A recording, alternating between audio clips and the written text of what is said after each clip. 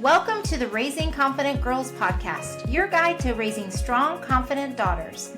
I'm Melissa Jones, the founder of Girls Positivity Club and a teacher for over 20 years. In a world where girls often feel overwhelmed, anxious, and confused, this podcast is your go-to space. As caregivers, we navigate challenges together. I founded Girls Positivity Club to provide a place where you belong and get the tools to face today's hurdles. Consider this your regular check-in with a trusted friend, offering insights and practical tips for meaningful conversations. I'm here to help you feel confident on this journey of raising a generation of empowered girls. Let's dive in and raise those confident girls together. Hey everybody, it's Melissa and welcome back to Raising Confident Girls. I'm so happy you're here today, and I am having kind of a milestone today for myself, which is I just finished a chapter of a book that's going to be coming out in September. And it's me telling the story of Girls Positivity Club and why this podcast and all the work that I do in the nonprofit is so meaningful for me. And so I just wanted to share that little milestone with you because it's a big deal. And I hope that you read the story and read all the other amazing women's stories that are in this book, because the more women that share their stories about why they do what they do, I think connects you more to brands, to people, to positive communities. And I just wanted to share that with you because we are a community. And even though I'm not seeing you face to face, I appreciate you and I feel like you're part of my family and extended family. And so I'm really grateful that you take the time to listen each week. And so I just wanted to start by saying that. And, you know, I always am really mindful about the episodes that we record each week because I want it to be something where even if you're not to this point yet with your daughter, this is a normal thing in development that comes up. And that is a moment of really caring about what other people think and feeling judged. And so I want to start this episode with a moment that a lot of us as parents notice at some point in our girl's development. So you're at school drop off, she grabs her backpack, opens the door, and you say, just like you always have, "Love you, have a good day." And without even turning around, she says, "Mom, stop." Or you wave and she doesn't wave back. Or later that day, she says, "That was embarrassing." And you're sitting there thinking, that was embarrassing. Or maybe it's something even smaller. You say her name a little too loudly in public. And she immediately says, "Mom," not mad, just very aware. Like suddenly everything feels visible to her. Or later that day, you're in the car and out of nowhere, she says, "I said something weird in class today." Or, "I think everyone was looking at me." And you're sitting there thinking, wait, what even happened? Because from your perspective, nothing big happened. But for her, it felt big. And then you start noticing it more. She's more aware, more careful, more in her head. She might hesitate to raise her hand in class, change outfits multiple times, replay things that happened, worry about what other girls think. And you start wondering, where did this come from? She used to just be herself. Why does everything suddenly feel like such a big deal? And underneath that is often the real question: is her confidence going down? So today I want to talk with you about what's actually happening in this phase, because this is incredibly common, and for me anyway, incredibly confusing at times. And when you understand it, it becomes a lot less confusing and a lot less concerning. Because this stage can be really hard to watch. You can see the shift. She's more self-aware, more self-conscious, more affected by things that never used to bother her. And your instinct as a parent is to help. So you say things like, "No one's looking at you. It's not a big deal. You're fine." Because you want to take that uncomfortable feeling away. But those responses don't always land. Sometimes she shuts down. Sometimes she gets frustrated. Sometimes she just says, "You don't get it." And that's because what's happening here isn't just a moment. It's a developmental shift. The first thing that I want to teach you about this is that this is awareness increasing, not confidence decreasing. The first thing to understand is this. When girls start feeling like everyone is watching them, it doesn't mean their confidence is going down. It means their awareness is going up. And this can show up at different ages in different ways. For younger girls, it might be small things like how they walk in the room. For older girls, it can be much more internal. What they say, how they sound, how they're coming across. This might look like the drop-off moment, or walking into a room and suddenly getting quieter, or saying, "Everyone is looking at me," even if no one actually was. I remember having this feeling whenever I would walk into class, and I don't think anyone was looking at me, but I felt like there was a huge spotlight on me because we all staggered in at different times. And if I was a little bit late, not late after the bell, but coming into class after it was somewhat full, I did feel that even more intensely. And I think it's true for a lot of girls too. And another place I think that girls feel this is in the lunchroom when they're finding their seat, even if they know where they're going to sit, or carrying their tray, or however that looks at that lunchtime setting. And if it's open seating, it's feeling like everyone knows that they're trying to find a spot to sit. And what's happening is she's starting to see herself from the outside. And that can feel really uncomfortable at first. And this is where parents try to help by saying, "No one is paying attention."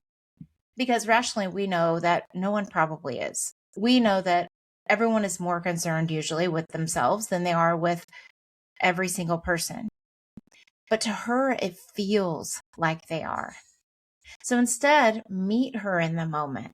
You can say, "Yeah, I can see why that felt uncomfortable." Pause. Then, "I don't think people were paying attention the way it felt, but I get why it could feel like that." You're not agreeing with the thought. You're acknowledging the feeling. And that keeps the connection open. And most of the times, this is an invitation for her to share more if she'd like. And if she doesn't, it's okay too for this just to sit in the fact that she knows that at least if you don't agree, you get why she could feel that way. And really, that's what girls want, is for us to understand them and what they're going through at that phase. The second thing I want to teach you is that she's not just thinking, she's replaying everything. This is the part parents don't always see at first because it's internal. She's not just experiencing moments, she's replaying them. You're driving, cooking, doing something totally normal, and suddenly she says, "I sounded so dumb when I answered that question today." Or, "I said something weird at lunch." And you're thinking, "Wait, that was hours ago." But she's been thinking about it the whole time. Or you see it before you leave the house. She changes her outfit multiple times. Not because she doesn't like the clothes, but because she's thinking, "What will people think?" And when parents see this, the natural response is, "You're overthinking it." And sometimes you can even see it in her face when you say that. Like she knows you're trying to help, but it doesn't actually make the feeling go away. It just makes her feel a little more alone in it. Because to her, it doesn't feel like overthinking. It feels like trying to figure things out. So instead, try, you've been thinking about that a lot, haven't you? Pause. Then, do you think anyone else is still thinking about it or just you? And this is where you can give her something she can actually hold on to. Most people aren't thinking about it nearly as much as we think they are. Pause. They're thinking about themselves. These pauses allow her to think about what you're saying. And because they're thinking about themselves, most people are thinking about themselves more often than they're thinking about you. And this is something that is hard for them to understand because they can feel this so deeply. But that's one of those ideas that over time really sticks. And I know even myself, I think about those things. We think about how we show up in different ways, and we might replay conversations. And that's normal because if you're empathetic or if you want to do right by people, that's also part of just being a human. But the difference is when it becomes a replaying and thinking about every detail and not being able to move through it. So having these kinds of conversations helps your daughter learn how to start to move through it and reframe her thinking to put in perspective that even though it might have felt uncomfortable in the moment, most likely that person is really thinking more about themselves than they are about what she did or said. The third thing I want to teach you is that she's comparing even if no one else is. Because as girls become more aware, they also start comparing. This might look like walking into a group and suddenly getting quieter, or saying they're just different than me, or I feel awkward around them, or noticing who's more outgoing, who's funnier, who seems the most confident, and quietly wondering, do I fit here? This is where parents often say, just be yourself. But in that moment, that doesn't always land. It's not that that's bad advice, because of course we want our girls to be themselves. But she's still figuring that out. So instead, you can keep it simple and real and say, yeah, sometimes groups feel like that at first. Pause. Then it takes a little time to get comfortable around your people. That feels grounded, not forced, not like a speech, just real. And if your daughter is starting to feel awkward around people that she's been around for a long time, it could mean that something is shifting in her. And so this could open up good conversations about, what made her feel that way? What was said, or what are the things that she feels when she's with that group of people? Do they lift her up? Does she feel better when she's around them? Or is she starting to feel like this may not be the right friend group for her? And also, I think it's good to normalize that it is normal to compare. I mean, I would love to say that none of us should ever compare and no one ever compares. And the healthy thing to do is just stay in your lane and keep your eyes on your own paper and all those things. And yeah, in an ideal world, that is true. But the truth is that is something that is going to come up her entire life. And it's really teaching her to notice it and to move through it in a way that helps her come back to herself and helps her see that it's okay for her to feel those feelings and to also know that she doesn't have to be like them, or to check in with herself about how she is feeling about a certain group of people and if they're the right fit for her, because we're always going to have to keep checking in with ourselves about that. That never stops. And so having these conversations early is a really powerful thing that you can do with the girls in your life. The fourth thing I want to teach you is that your response teaches her how big the moment is. So in these moments, your response matters more than we realize because your reaction helps her decide, was that actually a big deal? And this is one of those moments where trying to fix it quickly can actually make it feel bigger in the moment. If she says, that was so embarrassing, and we immediately say, it's not a big deal, she might feel like you don't get it.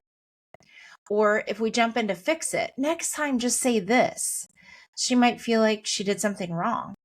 But if we stay steady, we help her process, try, yeah, I can see how that felt like a big deal to you. Then pause and say, I get that. Then after a moment, so let the moment breathe a little. Do you think it still feels big now? Or was that just in the moment? And that's where the conversation opens. I think, especially for me as a parent, I can jump straight to fixing and I can want to give lots of solutions. And then oftentimes they just feel overwhelmed by that, or they feel like they can't talk to you without you trying to solve it really quickly, or without you saying that, oh, just don't worry about it, and things like that. But when you give it space and when you say, I see you, I get that, I feel that, that then opens up the space for her to share. And sometimes they have already moved on, those other people, to thinking about themselves. And I think it's important to bring that up too. Like, even if it feels like that everyone is looking at you and thinking about what you said and analyzing it and all these things, telling her that most people aren't thinking about the way it feels like they aren't thinking about it that way, helps her start to relax her shoulders a little bit. And that's how we build their perspective and respond to this moment and keeping that door open to the conversation. And there's one more piece of this that I think is really important for parents to understand. These moments feel big to her. We might, in our adult lens, look at it and think, oh my gosh, this is such not a big deal in the big vision of life and all that. And that's fair because that's our lens and that's how we have all this lived experience, but they don't. And so these moments are big to her, but they don't last the way that it feels like it will. What feels like something she'll think about forever is often something she won't even remember in a day or two. And that's hard for girls to see in the moment because when they're in it, it feels like everyone saw that. Everyone noticed. Everyone is still thinking about it. But most of the time, everyone else has already moved on. And part of growing up is slowly learning that you can have a moment that feels uncomfortable and it doesn't define you. It doesn't follow you. It doesn't stay the way it feels like it will. And parents play a big role in helping girls learn that over time. Not by convincing them right away, but by helping them come to the understanding little by little. If your daughter is in this stage right now, one question to hold on to is she becoming more self-conscious or more self-aware? One of the things I want parents to remember is this. This phase is not a step backward. It's a step forward, even if it doesn't feel like it. Because becoming aware of how you show up in the world is part of growing up.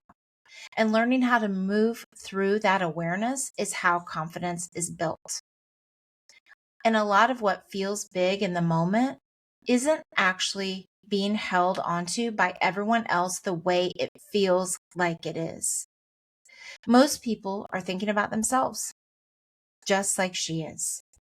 So if your daughter is in a stage where everything feels a little bigger, a little more noticeable, a little more important, it doesn't mean she's losing herself. It means she's becoming more aware of herself. And with your support and having these conversations and understanding where she's coming from, she'll learn how to carry that awareness in a way that builds confidence, not takes it away. I hope this was helpful, and I'll see you next time. Thanks for joining another empowering episode of the Raising Confident Girls podcast. Share today's insights with caregivers and friends, building beautiful relationships with strong girls. Hit subscribe so you never miss an episode. We're not just a podcast, we're a community. Follow Girls Positivity Club on social media for more empowering content on Instagram, Facebook, TikTok, and YouTube. This podcast empowers you, supporting incredible girls. Let's create strong, beautiful relationships with the girls in our lives. I appreciate you listening today. Stay confident, stay connected. Until next time, keep raising those confident girls. You've got this.